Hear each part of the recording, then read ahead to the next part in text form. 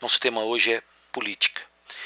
Por natureza, os seres humanos são seres sociais. E aonde é que eles vão se instalar para viver desta maneira? Na polis, que é a cidade. Mas toda a cidade é internamente dividida. Quando a gente fala isso, o que a gente quer dizer? Que os interesses dos membros da polis são interesses conflitantes. E se esses interesses forem levados ao extremo, o que nós vamos ter? A guerra total. Já houve alguma tentativa disso? Várias. Vamos dar uma olhada aqui no nosso amigo Calvis. Olha, o Calvin e o Haroldo. O Calvin vai representar quem na brincadeirinha dele? O temido defensor da liberdade e da democracia, que são os americanos. E o Haroldo, do outro lado, assustado, vai representar quem?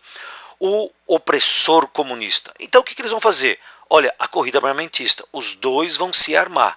E aí vai começar o quê? A guerra. Nossa! Que legal! Qual é a finalidade da guerra? A ausência de trabalho humano, a ausência de organização social e política. Então, portanto, para evitar esse estado de guerra total, o que nós fizemos? Nós, seres humanos, inventamos a política. O que é que a gente inventou então?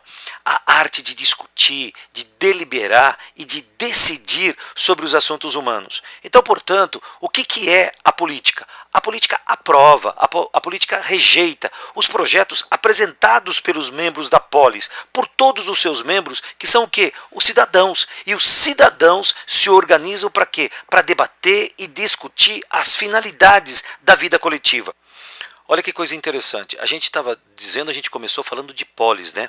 Mas olha o comparativo latino para polis, Civita, que é a cidade. Agora, olha que coisa interessante, quem mora na polis? O politikos, o político. Quem mora na Civita? O cidadão. Nossa, então político é sinônimo do quê? De cidadão. Vamos ver como é que isso se dá. Olha, quem que é o cidadão para os gregos? Os nascidos livres, iguais. Então, portanto, para que haja política se faz necessário o quê? Que haja isonomia. Professor, o que é isso? Ah, todo mundo é igual perante a lei. E isocracia. Isocracia significa igualdade de acesso aos cargos públicos. Portanto, o espaço do poder é um espaço que pode ser ocupado por qualquer cidadão. E a exegoria, que é a liberdade de você expor e discutir em público qualquer ideia. Então, cidadania pressupõe o quê? Isonomia, isocracia e isegoria, que são os princípios da política. Sem isso, não é possível ter política. Mas olha só, será que é possível alguém recusar a política? Olha que coisa interessante, os gregos criaram um termo para dizer que o cara que recusa a política, ele só vai viver na vida privada. Ou ele vai dizer não à política. Então já pensou o cara que diz assim, eu odeio política. Que cara seria esse? O idiotez. Como? É literalmente isso. É o cara que se volta sobre si mesmo e não percebe que ele está o quê? No espaço público. É o cara que volta para si mesmo para olhar o seu próprio umbigo, mas não tem como fazê-lo. Então a política, a república, era uma invenção de quem? Dos gregos e dos romanos, que inventaram a política. E não dá para ser idiota. Isso é, não dá para você viver em sociedade e pensar só em si mesmo. Então, portanto, cidadania política implica em quê? Em espaço público. Vamos fazer o seguinte agora, vamos ver então as formas de poder que historicamente nós conhecemos. De um lado nós temos o despotismo e do outro lado a política. Pessoal, a palavra despotismo vem do grego despotes. Olha, eu vou jogar para o latim, que é o pater familia. Então, ambos significam a mesma expressão. Significa o quê? Pai. O pai é o chefe da família, o poder está centralizado nele. Em que sentido? Toda a propriedade privada pertence a ele, portanto ele tem um poder mágico religioso.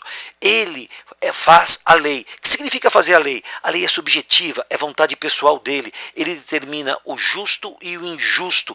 Ele é que vai te premiar e vai te castigar. Mas tem mais coisa? Claro, ele tem autoridade militar.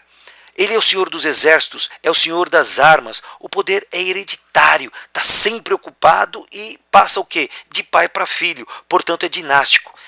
Nessa sociedade tem cidadão? É óbvio que não. Ela é o quê? Você é escravo ou é servo?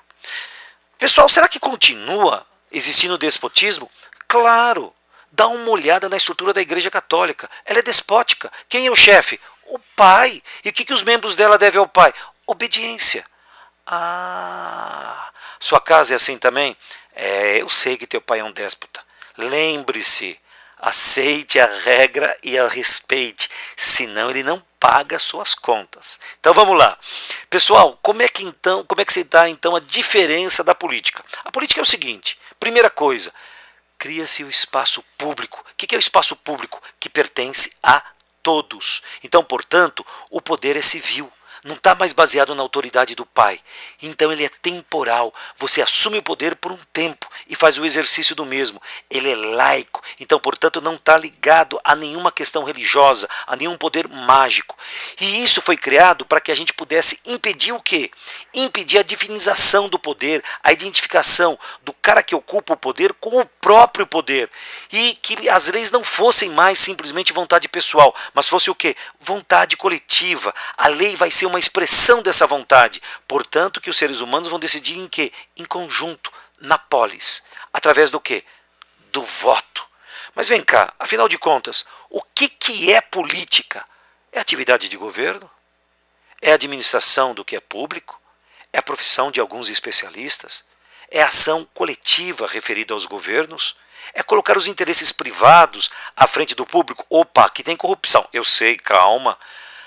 São os partidos, isso é uma parte da sociedade que vai disputar o direito de governar? Pessoal, a política aqui, ela incide sobre todas as coisas. Tá claro? Mas a gente tem que sacar que política implica cidadania e política significa administrar o bem comum através do quê? Do interesse coletivo da maioria.